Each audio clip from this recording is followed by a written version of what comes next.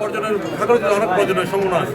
আপনি যে আলোচনা পাহাড় সেখান থেকে আপনার অনেক এখানে কিন্তু অনেক সাজেকটা তো রাঙামাটিতে পড়ছে, কিন্তু এখানে কিন্তু অনেক সুযোগ আছে।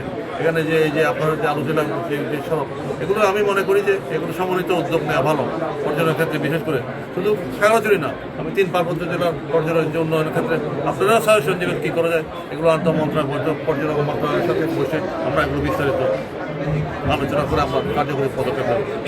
তো আমি চেষ্টা করবো যে সজাগ এটা রাস্তা প্রস্তুত করে যাতে পর্যটকদের সমবুঝে ওরা আসা যাওয়া করতে পারে।